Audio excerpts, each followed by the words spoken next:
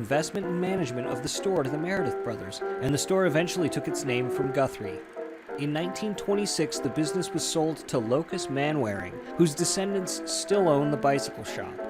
In 1931, Manwaring moved the business to the building where it would remain until 2011 at 156 East and 2nd South. For almost 100 years, they sold bikes from this one location, from the old-fashioned high-wheelers to today's carbon frame bicycles. Although they moved locations to Sugar House, Salt Lake City has been their home for close to a century and a half.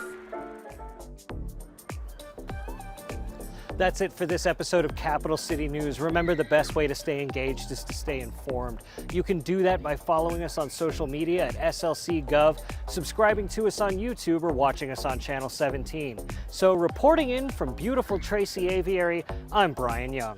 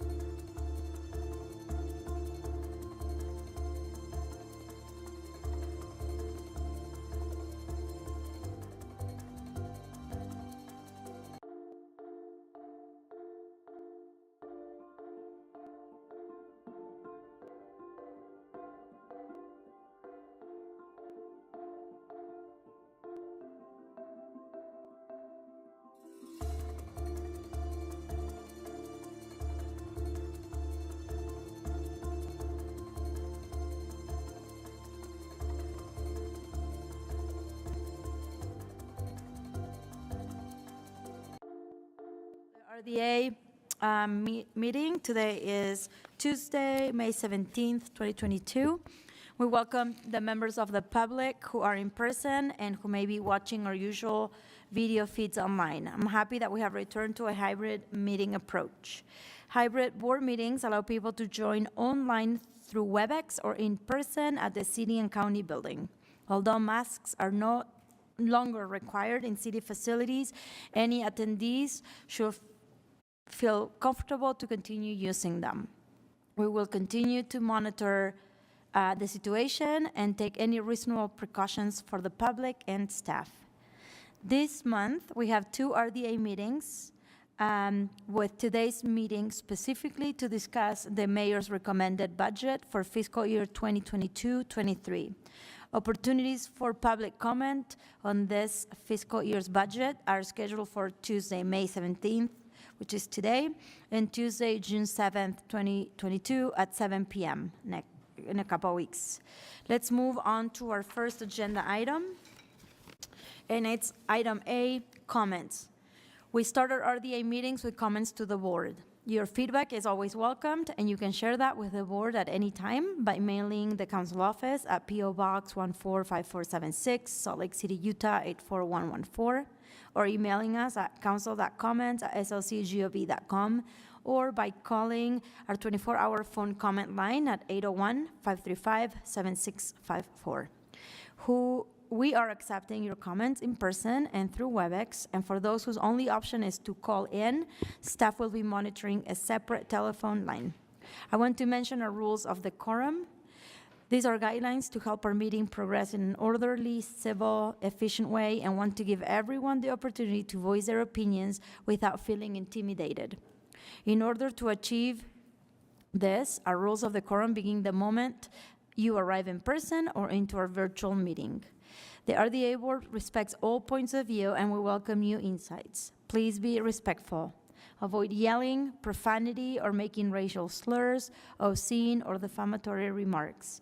If you violate this rule, your line will be muted or you will be asked to stop.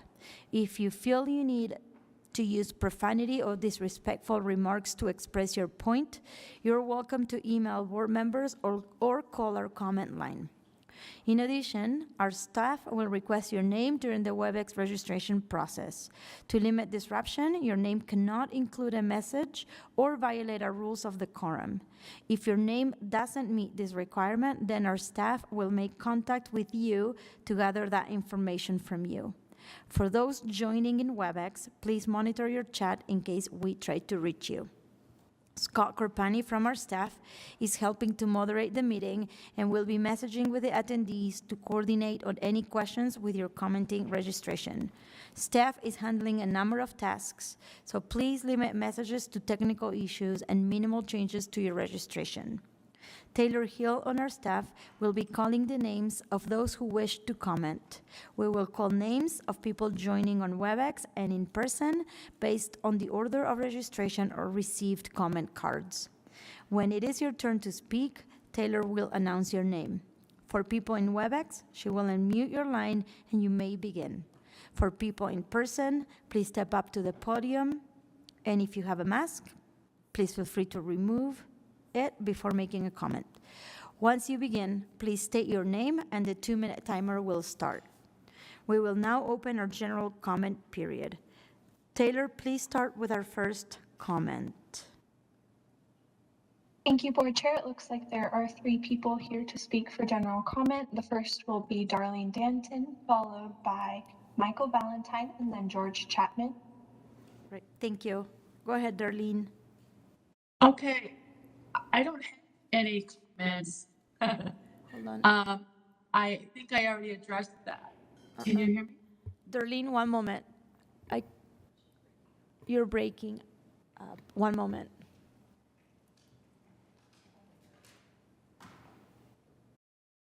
Okay. I will message with Darlene and we can go on to Michael. Okay. And then Michael Valentine is in person to speak. All right, thank you. Go ahead, Michael. All right, so I'm Michael Valentine. I'm a candidate for mayor next year, 2023. I really like coming to these meetings. I think it's pretty interesting. I often feel like I'm just talking to myself up here because you guys just sit there and don't ever respond, which is really fascinating. But you know who does respond are the voters. I'm sure you saw the planning meeting last week, hours and hours of public comment, 99% of people hating the overlay. That's just specifically written for developers at every level. You know, this corruption's like out and open now. This is the illegitimate body. Until you recognize the elephant in the room right here, Danny Waltz, and what he's done. You know, you're shaking your head, Anna. But like you guys have never asked the questions. I'm going to stop you right now. You've done this before. I have a right to speak. You've done this before. You can say all the comments that you'd like, but please don't say defamatory remarks. Please don't point at people. Right, if there's evidence, he was at a Preservation Utah board meeting in 2018. Michael, you think there's evidence. There is evidence. He was at that meeting. Sometimes we don't agree with you. You can comment to us. You can say what you would like to say about the budget, about general comments, but please don't insult our staff. Please don't insult our mayor. Please don't insult us. I have a right to speak about active corruption, Anna, you know, and the fact that the mayor has taken donations that are illegal, specifically from the Pantages developers, and you guys have violated your own ordinances. Okay, like, Michael, this is just, Michael, come on, it's like basic this is that, just a council or board director, Valdemoros, has asked you to discontinue just to follow the rules of decorum. We are, obviously you have rights to speak, but they have set the rules of decorum intentionally. I'm not threatening anyone here. I'm just talking about the facts. You know, these are matter of public record. You can go online and look at the mayor's donations. You know, all that evidence I've reported about him, he inflated the numbers $40 million. This is it's just basic evidence. Come on. You know, it's like the fact that you guys are just doing this and then just rushing through this developers as the Pantages is being destroyed and Hines is asking for a year extension now as you kicked out local businesses and destroyed a historic theater for developers for free. It's like this body needs to have some accountability. You guys are the legislative branch. You don't work for the mayor. You don't work for Danny Waltz. He works for us. He's paid with tax dollars. And you guys need to stand up and do what's right by the people of this city. And I'm tired of this. You know, I come up here for 3 years now, and if you guys listen to the people at all, you know, none of this would have ever happened. Public comments need to be listened to. You don't just sit there like statues and not have anything happen. You know, we need accountability in this city, and it's not here. Until then, until Danny has accountability, until you guys actually serve the public, you know, this is illegitimate, and this corruption is going to continue. So, just come on. Thank you. Taylor, would you please continue with the next comment? Yes, the next is George Chapman. George, you're now unmuted. Okay. Well, let me get this out of the way. On the general budget for the RDA, I'm still asking that all the money that you're trying to spend on Pioneer Park to provide a park for the $5,000 a month apartments doesn't make sense when the area around Ballpark and Central 9th needs, not Central 9th, but 9th and Granary needs a park more. And the money for Pioneer Park should all go to the Fleet Block to make it a park. Call it the People's Park. I think it really needs a park. If you look at the National Parks Association, there's a great big hole around Granary and 9th South and Ballpark where people don't have access to a park. The rest of the city actually does pretty good on the east side, except for Ballpark. So instead of putting money from RDA into Pioneer Park, it makes more sense to do it for Fleet Block. And with respect to developers, the EMT building on 11th South, I believe in West Temple, is being considered for redevelopment. And that building really needs to be a library and or a police substation. The police chief a couple of years ago said the biggest deterrent to crime is a visible police officer. And Ballpark, I know, Darren, you're a big booster of the community, and you're trying, but the community really needs more visible police officers. And the best way to get that is to convert the EMT building to a police substation. You need more cops in the area. It's not to hassle people, it's to provide a visible deterrent to criminals that are preying on the homeless. And there are a lot of them preying on the homeless. So I'm asking consideration for the EMT building, not for development, the fleet block, not for development, but make it a park, Right. library, police substation. Thanks for listening. Thanks, George. All right, Taylor, do we have Darlene? Yes, we'll circle back to Darlene and see if it's working for her now. Can you hear me? Yeah, we can hear you. Okay. I didn't realize I put myself in for a comment, but I'm going to take this opportunity to respond to the last suggestion. I'm a federally trained security. I am a federally trained security enforcement officer by training on self-imposed death duty.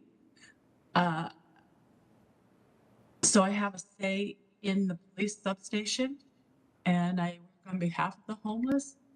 So I think that is a proper suggestion based on my 25 years in Lake City and in the heart of downtown for the last 7.5 years. I am literally between Salt Palace and the Vivint Arena. And so that's my comment. Darlene, thank you so much. You did break out. Sorry, I don't know the up route. Is it possible that you submit your comments, written comments maybe, or submit it to Taylor and she can take some of those comments so that we can read them? Sorry, our system is not working very well today.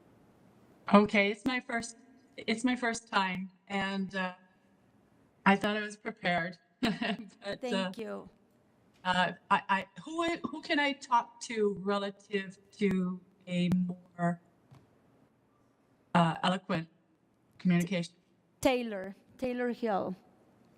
Okay, I will bring that and add that to the email. Thank you. Thank you.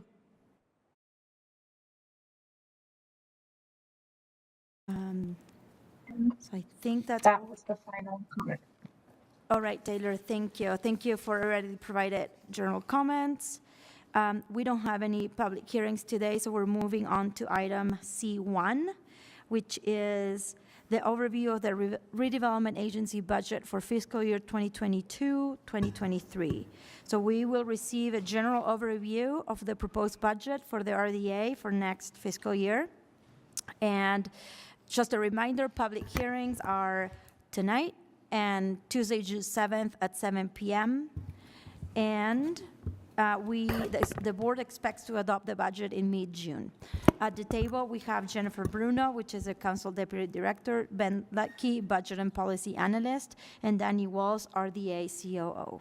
Thank you.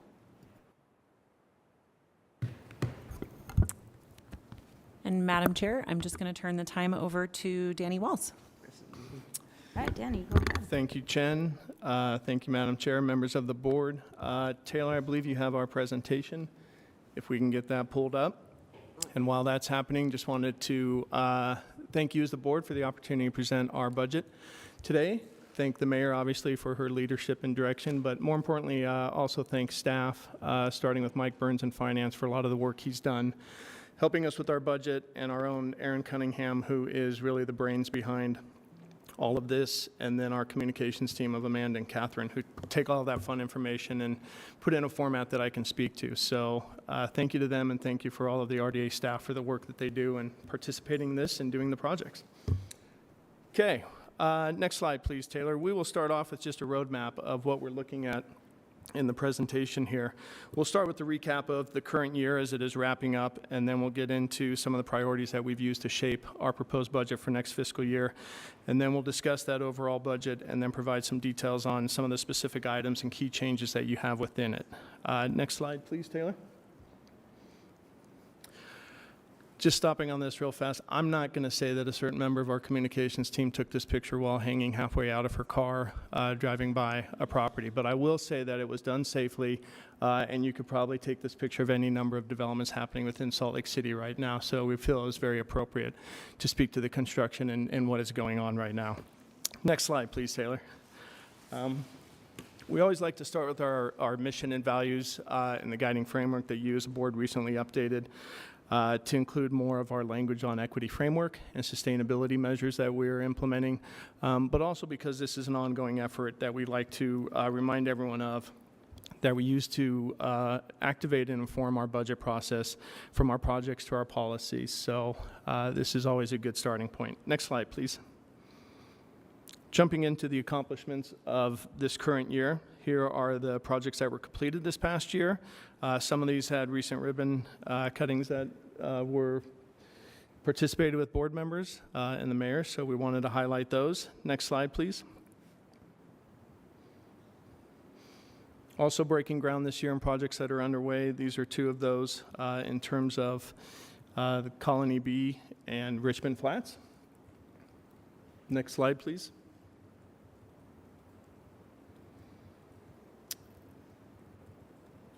And then you as a board, as part of last year's budget, approved and these projects secured financing through the Redevelopment Agency, just over $4.2 million.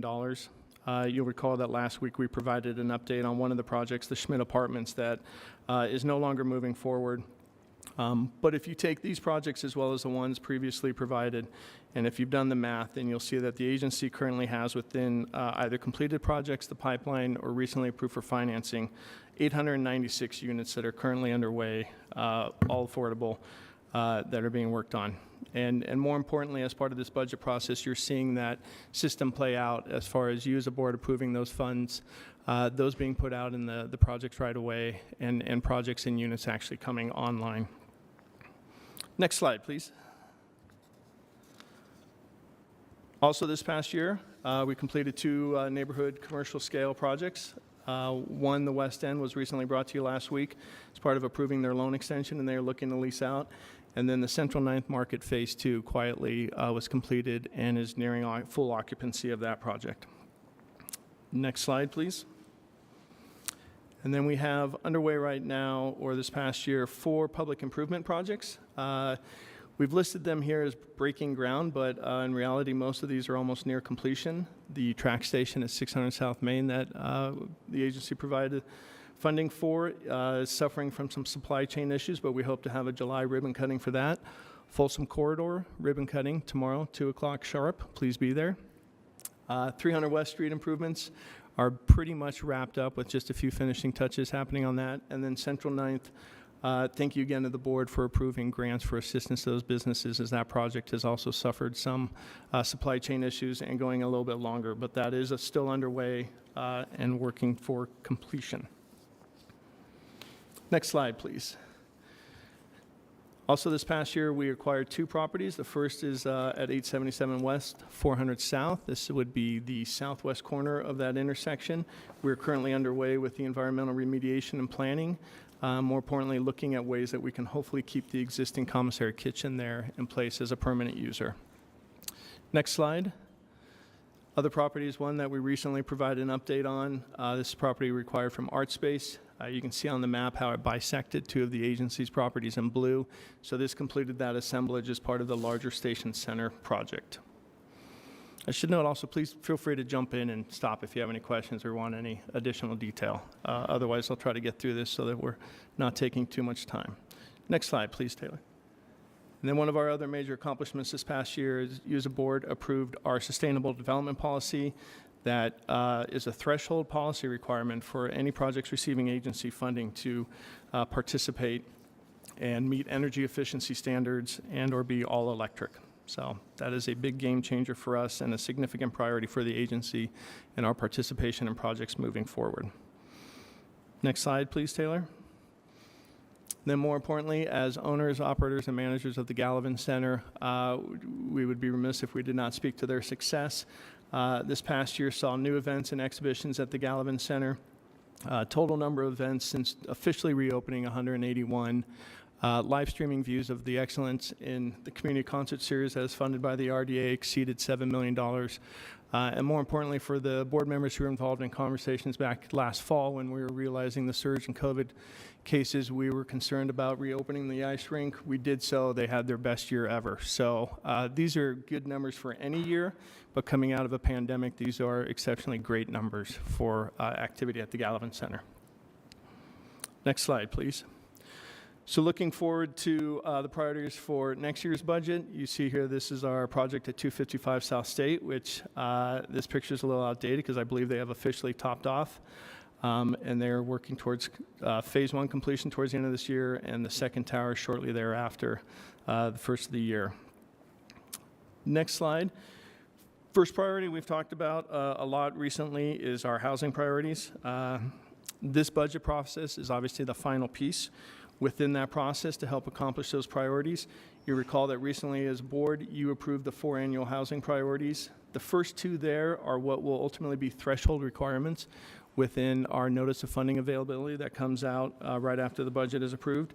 And then the priority also is looking at other tools like strategic acquisition to help accomplish longer term priorities that the board's identified in terms of affordable home ownership and missing middle housing. So just a quick recap of that process. You'll recall that as part of our housing funds allocation policy, we have established those 4 funds for all sources of housing and how we utilize those. That policy also provides the requirement of a housing funding strategy wherein we come to you as the board, provide the information of what funds we're looking at in this upcoming budget year. You have established and approved the priorities that we will utilize, and then this budget is that final piece of actually providing the allocation towards the activities that we will do to carry out those priorities. So just looking at that in a different way, those are the 4 housing funds that we have, the priorities in the middle that you have approved, and then the activities that are proposed within this budget range from land acquisition to our housing development loan program and ADU assistance. And then over this next coming fiscal year, we'll also work on shared equity models of housing that we will start looking at how to utilize that as an additional tool moving forward. And we'll get in a little bit more detail on that in a bit. And then just another way of looking at it, on the left here are the priorities that you've approved, and across the top are the activities that are incorporated within the budget, and then highlighting which of those activities accomplish what goals. This is not exactly black and white. There's obviously some overlap. Some programs may accomplish multiple goals, but this is just the way that we're looking at how we're identifying our target and our activities of how we're going to go out and accomplish those priorities. Any questions on that so far? Most of this you've seen, but this is just kind of recognizing that final piece of the budget.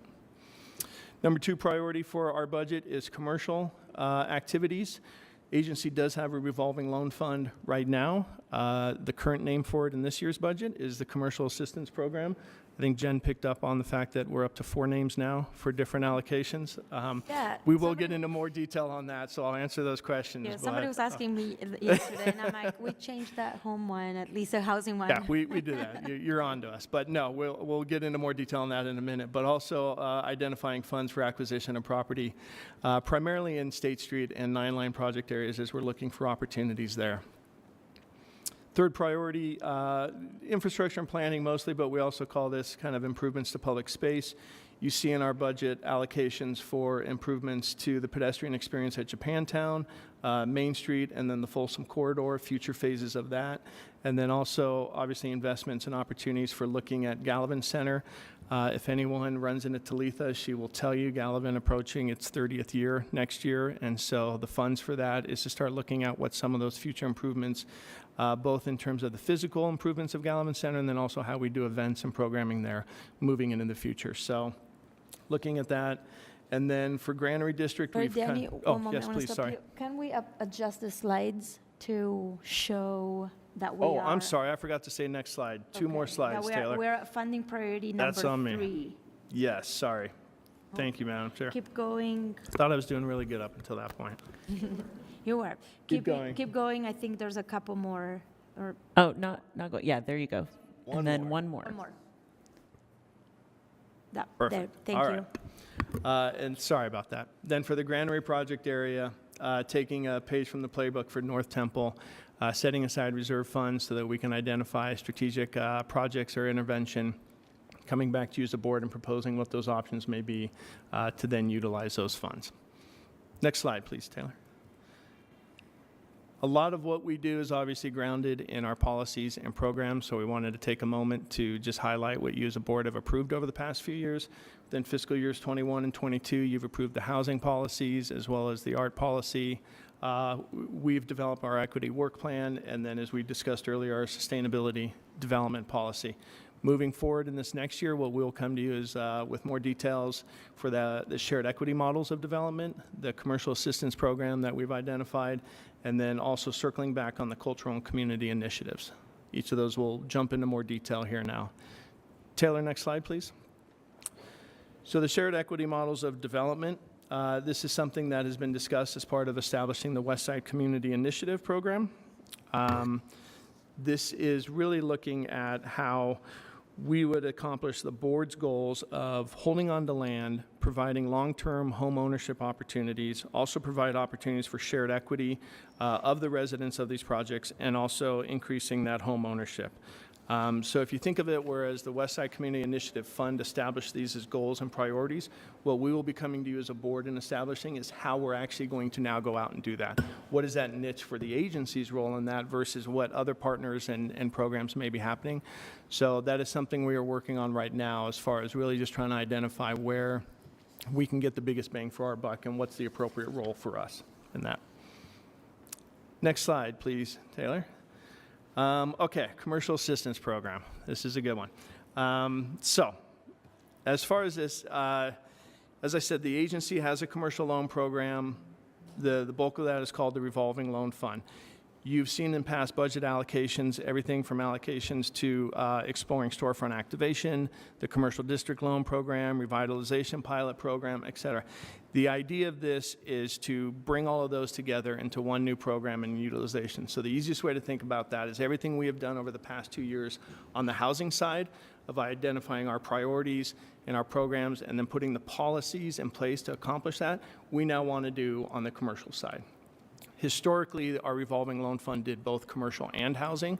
So as we've pulled housing, affordable housing primarily out of that, we now want to shift the focus back on the commercial side and really understand what we want that to be. So this will cover everything from relooking at what is our current revolving loan fund, how can we provide that assistance in a better way for the community and meet the needs, our current adaptive reuse program, looking at to what extent we may or may not want to expand that into other project areas and what that appropriate use of those funds would be.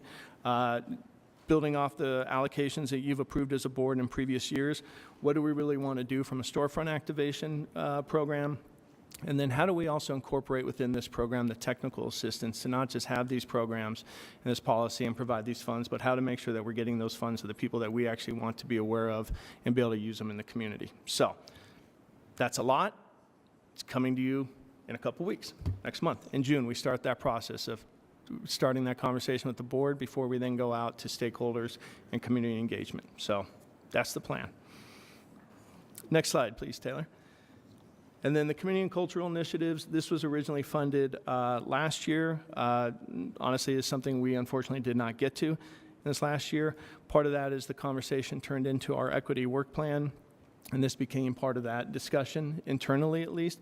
But more importantly, if you look at it, this is high level, just two ideas that we had is how do we provide assistance to nonprofits and community organizations within the project areas to help accomplish their mission, but then also how could we possibly have a funding source for the lighter, quicker, cheaper models of really just going out and doing improvements within the neighborhood. So right now, this may be a small step below that commercial assistance program of just providing smaller sources of funds, but put it in the hands of nonprofits or community groups or even the community itself to kind of go out and make changes in their neighborhood. So those are the ideas, but that will be coming to you as a board as we kind of flesh out that idea.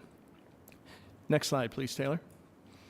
Okay, this is a photo that we used for a different presentation, and I hoped, we opted to include it, and I had hoped by the time we got to this point I'd have something kind of witty or some way to tie it to our budget, but I didn't. In fact, I think it's made us a target. Because when I turn over my couch cushions, I'm lucky to find a quarter. And I think if we let word out that under the RDA couch cushions, there's $25.97, people are going to start coming into our house and looking at it. So, but it's a great picture. So we opted to include it. Next slide, please, Taylor. Okay, looking at the details of the actual budget breakdown, starting with the trend of tax increment, you can see here what we reported in, I don't know how it shows on the screen, green, teal, grayish, whatever.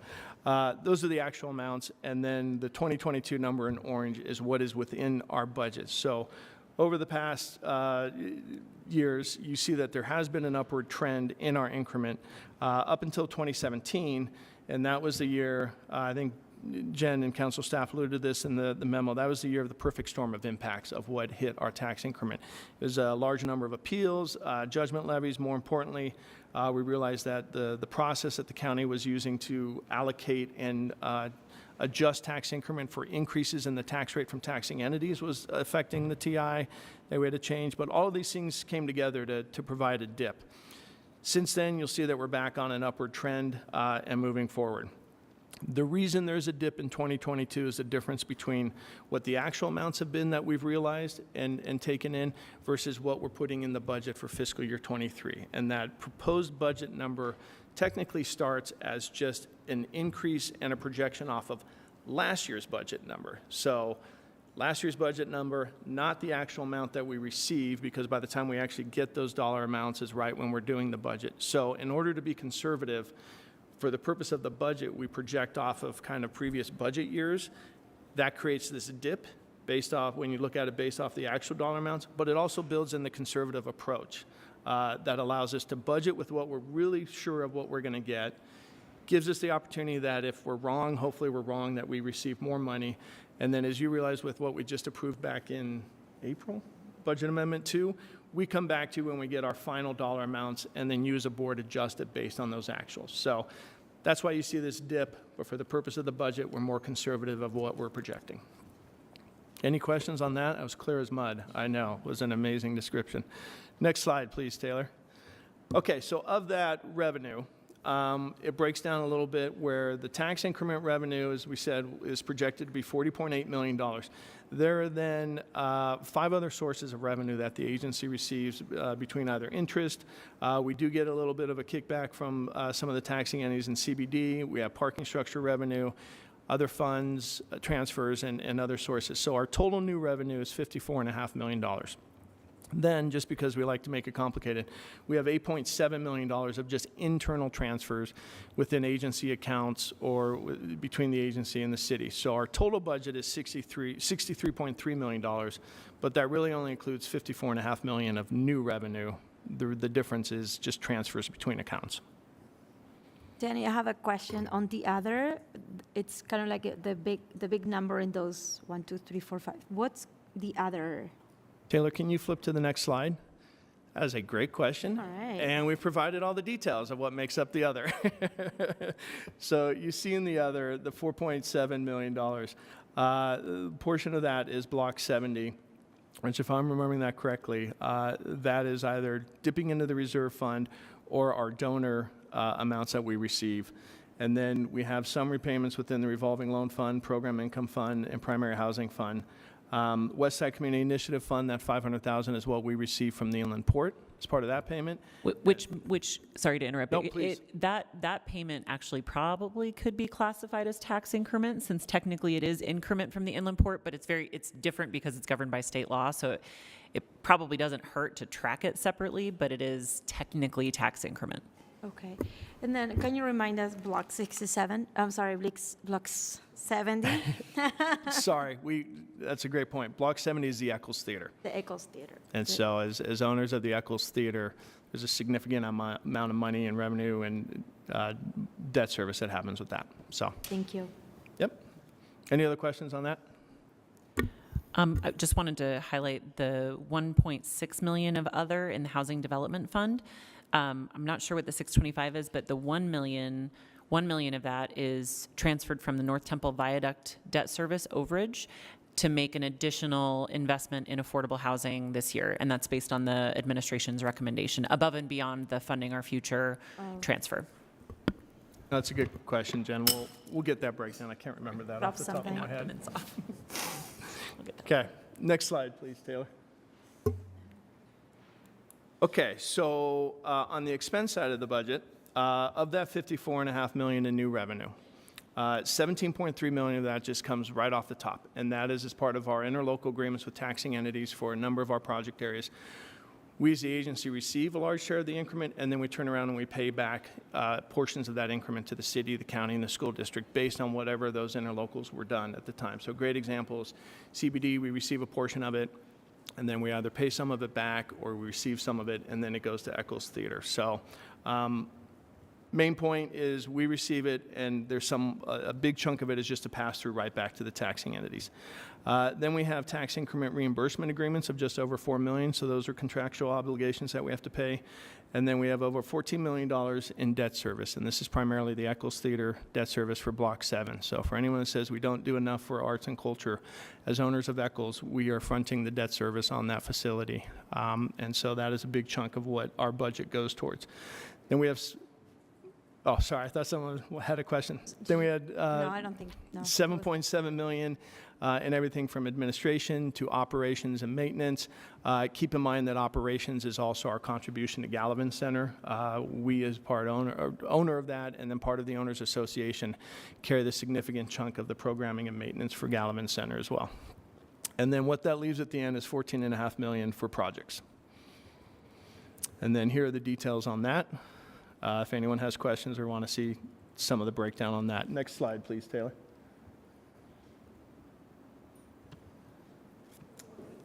Any questions on that? Next slide again, please, Taylor. This is a slide I like to call shades of gray or teal. I don't know how it looks on the screen, but essentially what this is just us breaking down what our budget is in terms of categories between housing, commercial, infrastructure, and other.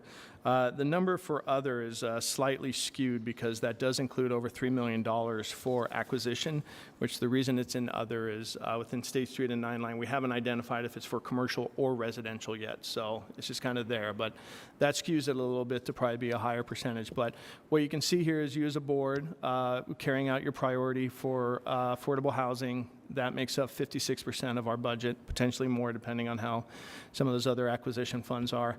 And then commercial and infrastructure come in pretty close to each other at 10 and 12%. Go ahead, Board Member Mano. Thanks, Danny. So these percentages are based on the 14 million that's left over from the overall budget for projects. That's correct. Okay. That's a great clarification. This is for that money available for projects. That's how this money is being spent on the projects. Okay. So if we incorporated things like debt service or contribution to Gallivan, this would probably change that a little bit. But of the money that we're putting into new projects, this is the breakdown. Great, thank you. Next slide, please, Taylor. And then this is just a slide to show how that allocation of affordable housing is broken out between, one, the priorities on the left of the ADUs, acquisition, and the Housing Development Loan Program, and then within the 4 separate housing funds in the agency budget, primary, secondary housing, the Housing Development Fund, and then also what is coming from the project area Central Business District Fund. So, next slide, please, Taylor. We provide this breakdown of the CBD project area because it is so large, and it's important to note where a lot of that money goes. So when you look at within our budget and you see that CBD is a total of a $27.5 million budget, it's important to remember, again, as part of that pass-through, we turn around and $16.5 million of that goes right back to the taxing entities. We then have a reimbursement agreement of $1.4 million. And then the CBD debt service, $3.2 million, that is the CBD's contribution to that larger $14 million debt service payment that we have. So within for the Eccles Theater. Thanks, Jen. Yeah, within Block 70, we have the debt service, but CBD also contributes to that as well. And Go ahead, Board Member Dugan. Danny, on the CBD, when does that district expire? When's it 20 years? 2040. 2040. Yes. Okay. It came up today, and so I wanted to just pipe in and say that taxing entity payments were part of the agreement to extend that project area. So that project area has what I would call a unique split, where the RDA only keeps, 40%? Only keeps 40% of the tax increment. So it collects all of it and sends 60% of it back to the taxing entities. And that was a condition from the taxing entities to agree to extend that project area because it was such a unique project area. Okay, The board extended the project area a second time by 2 more years, so it ends in 2042. The state legislature allowed a 2-year extension for project areas that were negatively impacted by the pandemic. Thank you. Okay. Okay, so after the debt service, again, just over $5 million in administration, operations, and maintenance. That $5 million, again, covers a share of what goes towards either Eccles, or a big chunk of it goes towards operating and programming Gallivan. And then within CBD, that leaves a grand total of $1.3 million available for projects. So just 5%. And just, sorry. Go ahead, Board Member Dugan. On, you know, you look at the CBD and I say project areas of $700,000, that's not much in the CBD area, but that could go anywhere in the city for housing, or no? Is it? CBD does not have a statutory requirement for housing. It's one of the older projects areas that doesn't. Historically, we have pulled money from CBD like other project areas to go towards housing, which then, yes, we're eligible to spend anywhere in the city if we want. But this 1.3 million, Jen will tell you, I think we're happy to have a 7-figure number there, whereas the past few years, I think we were happy to have a 5-digit number there. So yeah, the focus is to first spend it on CBD unless you as a board opt to pull it out for housing. Okay. Get that right? Yeah. Okay. So, Wanted to make sure I said what you were thinking too.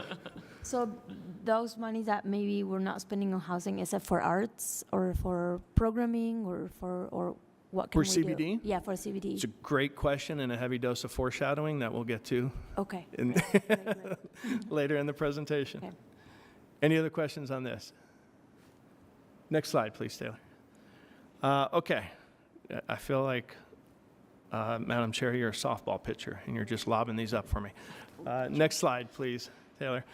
Okay, these are getting into the details of the key changes within our budget. First and foremost, starting with what just we look at as an overall forecast. As a whole, we've projected a 2% increase in our tax increment projections. This is for all project areas with the exception of in CBD and Block 70, the Eccles project area, we have held those numbers steady. That is primarily just because we're a little bit more conservative in those project areas, especially Block 70, because that's primarily for debt service. So we're not necessarily looking to have a lot of excess revenue as much as just make sure we're covering our obligations. And so we're conservative there. In Central Business District, we're conservative because the actual dollar amounts that we recently received in Central Business District were slightly less than what we had hoped they were going to be. They were more than last year, but they weren't growing at the same rate that we saw in other areas of the city or in other project areas. And that is something that we're going to be looking into to figure out. We don't know if that's just kind of the state of downtown. And I didn't get a chance to put this in my slide deck, but a lot of us went to the Downtown Alliance presentation last week. And a good perspective to add when you look at what's happening in CBD is on pages 3 and 4. They listed 11 projects that are happening in downtown. Only 2 of these 11 are within the collection area for CBD. What? And those 2 are in the planning and design phase. So they're not even necessarily under construction yet. So the reason for that is if you look at our wonky map for Central Business District, it's a big area, but it's also only got 100 acres within that area that we collect increment from. So if these projects are on the outlier of that or on the wrong side of the street, it's great for downtown, it's great for the city. We don't see that hitting our tax increment. And can I just make one clarification? The reason for that is that at the time of the CBD extension, state law limited project areas to 100 acres of collection because there was a fear that the city would just make their whole city an RDA and collect, tax increment from the whole city. So that was just a limitation based on state law at the time. Yeah.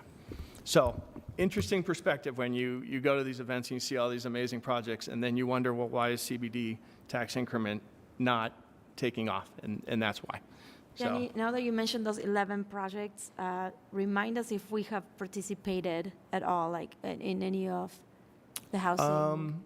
Yeah, we have in some of those, but there's quite a few that, and some of those are in other project areas. Like one of those is in the Eccles one, so we'll see a benefit from that. I think one is in the Depot project area, and others are in CBD, just not within that collection area. So there's a range, but as far as the ones that will ultimately ever hit and benefit us, there's only 2. Okay, all right, thanks. Okay, so that's the reason why we say we're kind of holding steady in some of these projections. Within the other project areas, 9 Line, Northwest Quadrant, State Street, where these are kind of still new project areas, we've taken those to 80% of what we project just to be conservative because we're still kind of seeing how these will come on and whether, we don't have enough data to really see how these are. So that's the overall forecast side. Within the Central Business District, the key changes that we're proposing funding for are Japantown, $250,000.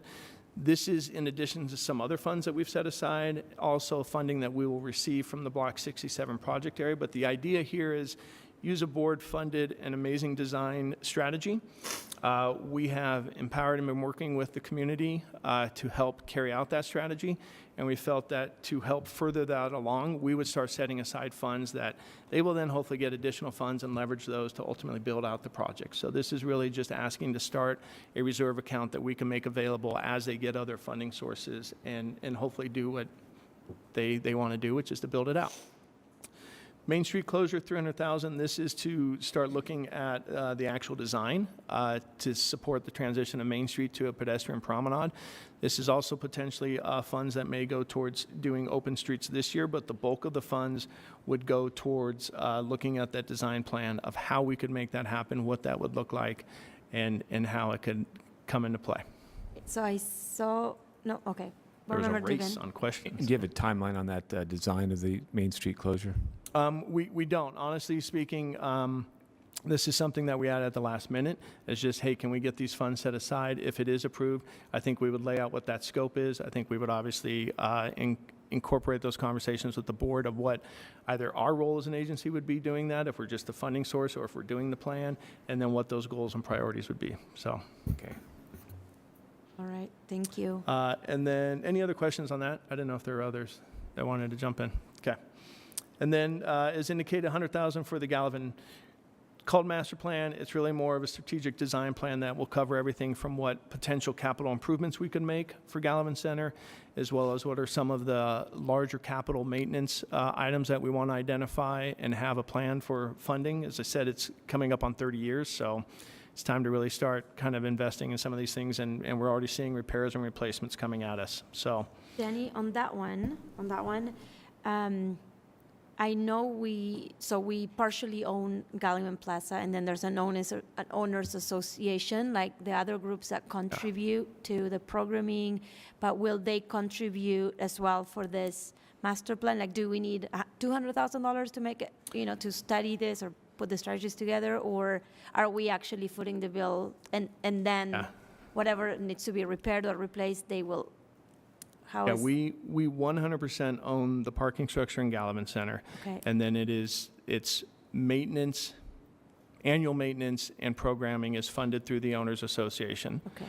We as the agency are the majority funder of even those budgets. And so for us, this plan is one that we are undertaking to look at how to kind of rebuild, improve, maintain our asset. And then whatever we identify, yes, the Owners Association will have a share of potentially either some of those larger capital repairs and or then just the ongoing maintenance and programming of it. So they will have a role in it. But as far as the plan, as you indicated, we've taken that on ourselves. All right, thanks. Board Member Mano. Thanks, Madam Chair. Danny, I think the Main Street, I would just to request to call it something other than Main Street closure, because I think in reality we're opening it up to more people and more uses, and closure sounds negative to me. I think in about 2 or 3 years we'll have the name right, just like our commercial assistance we'll program. Go through like 7 names and then, but that sounds negative to me, and I think that's a great point. Incredibly exciting thing. It was a last-minute addition, so we didn't vet it through the the focus group. Thank you. So I have a logistical question, if I may, Madam Go Chair. ahead. You mentioned with that $300,000 for the Main Street reopening. I'm trying to come up with Let's call it open streets, right? Is it open? Yeah, it's for open streets, but yeah, So, open streets. did the RDA participate in helping fund that last year when we did open streets there? we have not participated in funding yet. No. So if we were to set this $300,000 aside and kind of say this is for the open streets, and let's say the administration came, would this, I'm looking at Jen, sorry, Danny, I'm looking, but she's smarter. I mean, I'm not going to argue with you, but we don't need that in the public record. But I mean, it is true. This particular question. Just on this particular question. Would that come, like, let's say that admin said we want to use part of this money we've set aside for this idea of Main Street.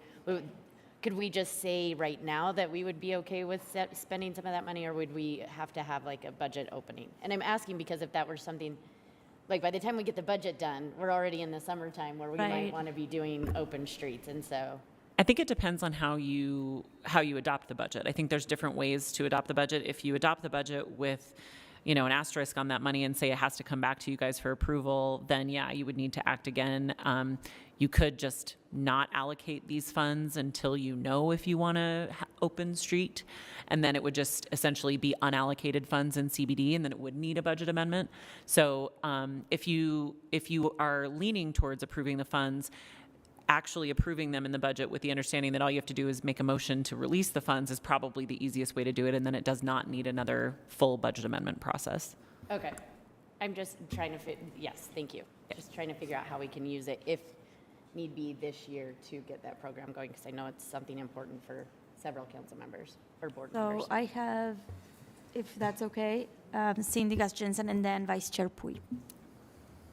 Sorry, just a quick note on the change in Main Street to make it not vehicular in certain areas. One of the things that we get some questions about from constituents is what the process will be, because I think a lot of people have come to a conclusion, but we haven't been through a process, and the general public hasn't weighed in, and I don't even know if the abutting property owners have weighed in. So I don't know if anyone knows that off the top of their head. I think it would be probably a street vacation process, which is a bit lengthy, and it would go through the Planning Commission and then ultimately to the City Council, but I could be wrong. So I don't know, Danny, do you happen to know any? I don't, detail? and those are great points, and I will tell you that I think all of that would need to be probably figured out as part of that funding allocation. So yeah, because I know sitting here right now, that's not even necessarily the full world that we live in or operate in, so we would need to know that process as well. Yeah. So I think it would be a pretty big conversation, and I don't know if anyone has filed a petition to do that. So not that I'm aware of. Check on that and then come back with, has anyone filed a petition, and what would the process be? Great, thank you. Madam Chair, it's different. Sorry, board member. Is that it's related your to question related to this? Not necessarily about the process, but I would like to. Say no, something. no. Whatever, whoever wants to go. Just going to note that the difference between a street vacation would be that's like when that portion of Main Street at Temple Square was vacated years and years ago. That was actually given to a private organization, whereas we would keep this as part of the city's public lands inventory, just used differently than a street. Right. And there's a funny part of state law that we ran into when there was a temporary street closure of Rio Grande, when they put that fence in the front. That was something that did have to come before the City Council, and it surprised all of us because we thought that there could just be a temporary / semi-permanent use that's reversible administratively, and it turned out that that can't be. So we'll come back to you, and we'll learn more about it and report back. Go ahead. I would like to share that my support for this and my very much interest in doing something temporary. I know that some people would like to see Main Street to be similar to what Denver has, but will require quite a bit of investment and a lot of money. But I don't want us to stop for the ideal project. In San Diego, very recently we visited this area. They closed the street with cones and whatnot, and there is probably thousands of people that come enjoy, and it brings life to the community and to the stores there. And I believe Salt Lake City is ready for this, and I think we need to make it happen. And I'm not looking for the beautiful, yes, if we can make it happen, but I think sometimes we just need to go for it. And we already tested it; it worked. It is a beautiful sight to see that Main Street come to life. So, not perfect, but we need to. I believe we need to make it happen, and I would like to understand the process, how to make it happen somewhat quick. If we would make it a more permanent thing, we would need to look at a process. What I know from my constituency, everybody has been asking before, have asked before Open Streets was Open Streets about it. So apparently there has been support from before. So I was happy to see it happen. I know the Downtown Alliance is involved with that. What I also heard from the Downtown Alliance is that because of all the fencing that has to go through, and also, the curb, they need to put certain parts like wooden or something that it's like a ramp type of thing, so that it's accessible for people that are in wheelchairs or have other needs, and so that's also costly. So this number looks about that, very close to just make it happen, temporarily, and then every year it'll have to be about the same number or more. So anyway, those are just comments here and there, but I'm also supportive. I think downtown needs more people downtown, and it was proven that a lot of people did come during the summers and supported all of those businesses. I mean, we heard from the businesses that really helped with the pandemic. So, Madam Yeah, Chair, go ahead. I remember one thing, and some other cities just do it in the evenings and on the weekends, and they let transit go through the day. I know that some people would like to see it closed completely, but we easily. I mean, I try to avoid driving through Main Street because there are too many lights and too many weird things happening to me. But I don't know if everybody is. I try to avoid it as much as I can. But we could potentially, find a way to close it in the evenings and on the weekends. So during the just summer a thought. months. Okay, great. Well, thank you. We appreciate that support and recognize that there's a tremendous amount of conversations to happen and process to follow with that. But certainly this is, I think, identifying a way to start moving that forward. Thanks, Danny. Closing up the Central Business District, the balance of funds request was just to start a reserve account for property acquisition to look at buying a property. This acquisition would be targeted towards looking for a project and property that could be for affordable housing.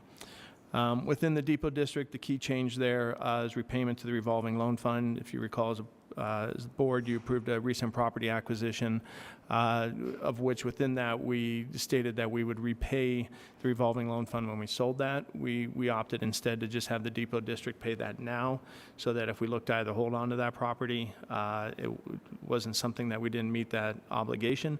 And then also we felt if we put in the revolving loan fund, those funds would then be available to spend in Depot if something came up as far as a loan. So, next slide, please, Taylor.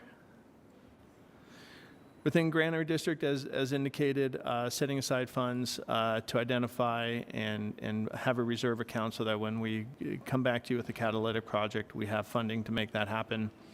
Within North Temple, the focus is looking at either property acquisition or providing remediation for environmental concerns for properties along Folsom Corridor, and trying to target that for development now that that amenity is being opened. And then within State Street, putting funding towards property acquisition. Again, both this and 9 Line. Taylor, if you could turn to the next slide. Those acquisitions would be for either commercial or residential purposes. And then within the program income, putting the bulk of the funding there towards the forthcoming commercial assistance program. And then we've talked about the housing funds and the breakdown of those allocations.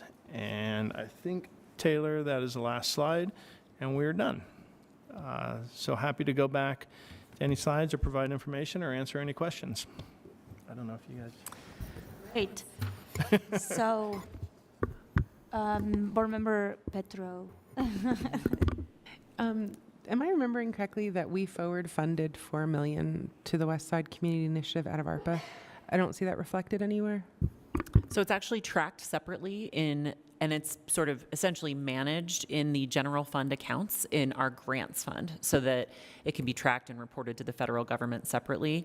RDA staff, though, is in charge with spending it. So they're working with finance to figure out how to spend that as quickly as possible. I don't know if, Danny, you want to mention? No, I think, as Jen indicated within the memo, it was a function of to what allocation that came in. We need to understand what requirements are attached to it, and then what the timing is I think Mary Beth indicated December of 2024. Yes, so looking at that, then coming back to you as the board and saying, here's a plan for how we'd like to take that and really kickstart the initiative. So when added with the actuals received last year, the budget for this year, which again is probably a conservative small c estimate, and the 4 million, the total balance, balance, if you will, even though it's not one account, the total balance for that initiative, you could see it as about $4.7 million. And then maybe this is a Cindy and Jen question. Historically, I don't know how these things have been set up, but I'm assuming Councilmember Pui has as much interest in how we set up the West Side Community Initiative and the equity sharing.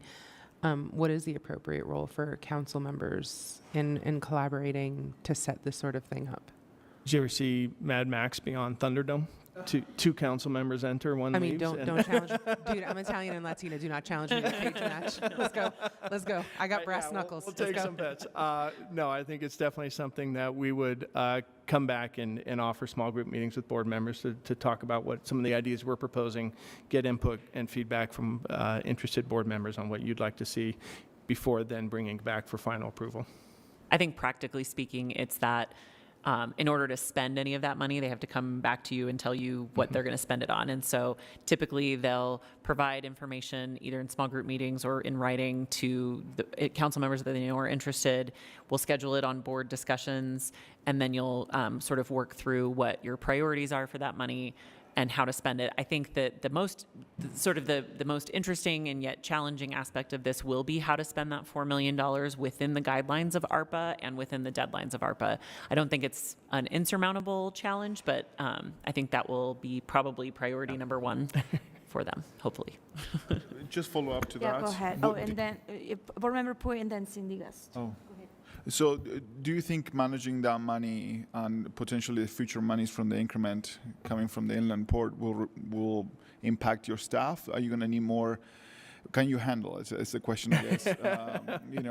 Because it's not an insignificant amount of money, and it's a new program technically, right? Like it's a new thing, it's a new way of doing things, and at least for our city, and it's very unique in the nation too. So I don't know, are you going to need more staff to be able to? I think the easy answer is we probably anticipate needing more staff in the future. Okay, and what will drive that is to what extent what we figure out for our shared equity models of development, how involved are we in that, or is it kind of a program where we provide the funding to other agencies versus how much we take on ourselves. And so as we figure that out, as we come up with ideas of how to spend the money for the West Side Initiative, all of those will help us start to determine workload. But I think right now, looking at our workload, what we know is coming down the pipeline for things like this, we'll probably need a few more.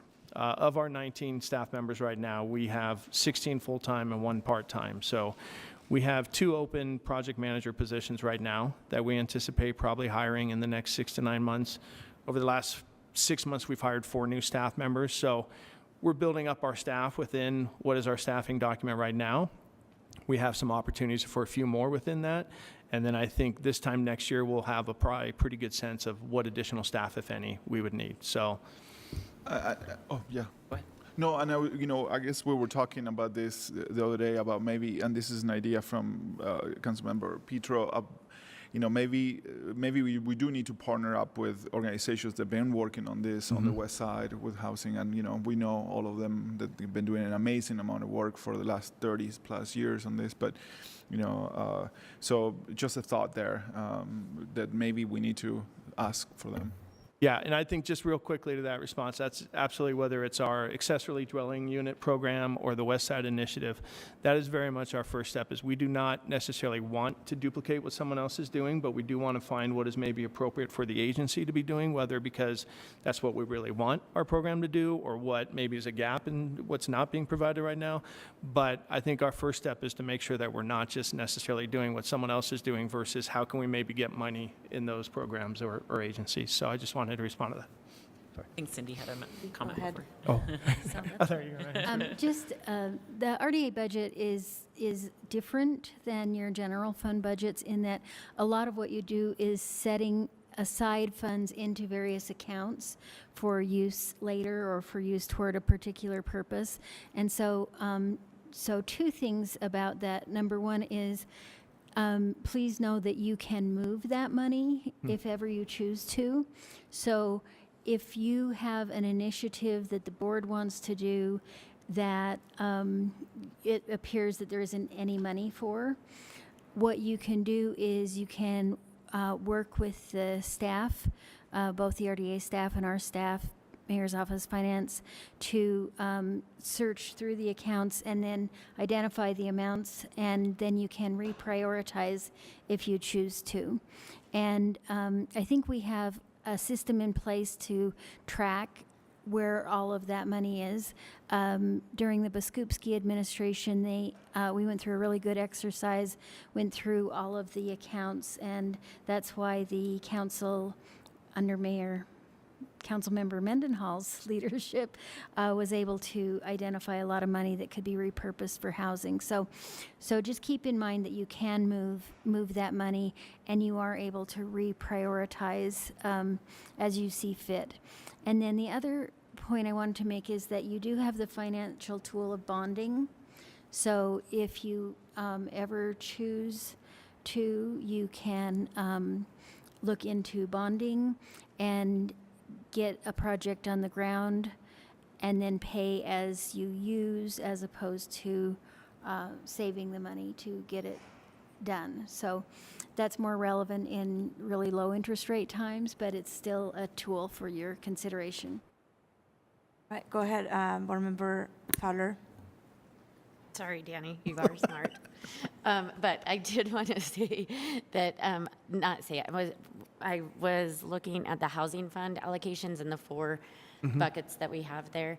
And one of those buckets, I believe it's the Housing Development Fund, came from money that we transferred from hand. Is that right? Is that the bucket that went into? Yes, the Housing Development Program is where we took in the Housing Trust Fund loan portfolio and cash balance. Have we transitioned all of the Housing Trust Fund portfolio from hand to RDA at this point? You as a council approved that as part of BA7. I can't remember the day I was looking. Was that last week? Doesn't matter. No idea. So both sides, the agency and the city side, have done what officially needs to happen to transfer that. Our staff is working with staff in hand to really just kind of gather up that portfolio and bringing it into our loan system now, and that should happen hopefully within the next few months. Okay, I knew it was there. I just wanted to make sure. The first step was approving both sides, and then now we'll just actually do the work. Okay. I wanted to make sure that you weren't referencing, though, the 12 million from HUD funds. Okay, great. Nope. Separate. Nope, I know that. I know where that lives in my mind. But so potentially then the Housing Development Fund will increase once that portfolio is moved all the way over into RDA? And that is anticipated to be added and released as part of the NOFA in July. Okay. So that technically is happening in this fiscal year. So that'll be added and put into it. And is it with the NOFA or with one of these that we still have the intent to, we've sort of held onto that 4 million for high opportunity areas? That is over in a separate bucket. Okay. So we advertise it as part of the NOFA because you have the NOFA, which is the normal loan programs with the priorities that you as a board put in. And then we also indicate we also have this bucket of money for high opportunity, and that amount's available. And will both of those NOFAs be coming out in July? Yes. Okay, thank you. July, August. Got to build a little. And one of the policy questions in the staff report about that housing NOFA, I think the council made a policy choice to sort of corral that high opportunity money, even though it meant multiple years of trying to get someone to spend that NOFA. I think that this board could consider that same strategy if after the NOFA is released and responses come back and there's no developments with, let's say, multifamily, or let's say family-sized housing or home ownership housing, you could decide we're not going to allocate 100% of this NOFA. We're going to keep X percent of what we put out and really and hope that maybe it just takes another round that will eventually get a developer with that. There's trade-offs because then it means you're holding on to money at a time when otherwise you could be getting it out and getting units on the ground. But to the extent that it's really difficult to get those units on the ground, I think that the high opportunity money has sort of proven itself that like it is that difficult to get affordable housing developments in high opportunity areas. So I just wanted to flag that, and the board has that flexibility. Great. Going back, Danny, to the Granary District Strategic Intervention, there's $421,000, and it says catalytic project under it. First, what kind of project are you thinking? But two, is that the same as what you're going to present next week? Like, is it the same amount of money with the cultural and community initiatives? These are technically different buckets right now. Different buckets, okay. Both of which obviously would need to come back to the board before we spend. And so as we do that, we can obviously see where those ideas come, if they're still separate ideas or if they merge into something that maybe we want to propose to the board as one. Right now, they're different buckets. Community cultural initiative is something that we want to provide, maybe a different tool. And then the strategic intervention is really just recognizing that as that project area is coming to a close, do we kind of set aside some funds and build up a little bit so that we can maybe do one significant project. So that could be a property acquisition, that could be maybe a loan that comes to us, that could be preserving open space within the area or something like that. So just like we did in North Temple, where we try to identify some priorities of how we may want to spend it, that's what we anticipate coming back and doing for Granary. Oh, okay, great. I know. There's a lot of stuff going on at the Granary. So, and the groups as well, the government organization there that are preparing. They're anxiously waiting about what these funds are. When they're going to be available. So, it's great stuff for that area. Last question on Granary. Did we extend Granary as well because of the state? Because of the state's rule that we could do it because of revenue loss because of the pandemic? I thought we extended 4 project areas: CBD, North Temple, Granary, and Depot. Great. So then we are at 2026? 2025. 5. Okay. 2025. Okay. So we still have 2 more years to decide, to think about if we want to extend it again, as it's an upcoming neighborhood in Salt Lake City, if we want to go beyond that time. I just wanted to remind you guys something that we might want to consider. Okay. I would say most likely we probably would not look at extending it because that would keep it within the boundaries it is, but re-upping maybe a project area in that neighborhood. Right, renewing it because we kind of start over, so you have to look at the boundaries again. Okay. And I guess I want to put out there, because of our experience with the State Street project area, that the current Granary project area includes participation from all taxing entities at 75% level? Yeah. And so the amount is this. I think if it were to be redrawn and reimagined as a new project area, I think it would be a very different equation. Okay. Yeah. All right. But we're going to do so great on State Street, Jen. They're going to love us. Not gonna say anything. All right. All right. Yeah. Anybody else has any other questions? No? All right. Danny, I don't have anything else. So thank you. Thank you to your staff as well for the work that you do. Much. And we have a brand new year to start over. So budget year. So thanks. Thank you. All right, so we're moving on to, all right, so we're under C2, report and announcements from the executive director. And the executive director does not have any comment. So we're moving on to item number 3, report and announcements from RDA staff. We have no announcements this meeting. All right. Thank you. We don't have any written briefings. We don't have consent. Do we have a closed session that am I unaware of? No. Okay. So just an announcement, if there's any public from me happening, is that the Living Traditions Festival is happening this weekend, Friday, Saturday, and Sunday. So come over and eat some good food and look at some great art from different diverse communities here in Salt Lake City. Vice Chair, do you have any announcements? All right. So then I do need a motion to adjourn. No? Yes? Cindy? Yes. Okay. You don't. Thank you, Cindy. We're adjourned. It's one of those urban legends that pops back up every once in a while, but you don't. All right. Well, then the RDA meeting is adjourned. And Mr. Chair of the Council, what would you like to do? Okay, everybody recharge your coffees, stretch out, and we'll be back here at 25 after. 25 after. Okay. All right. Thank you, 25 Madam. minutes. All right. Thank you. 10 minutes. 9 minutes for you, Pui.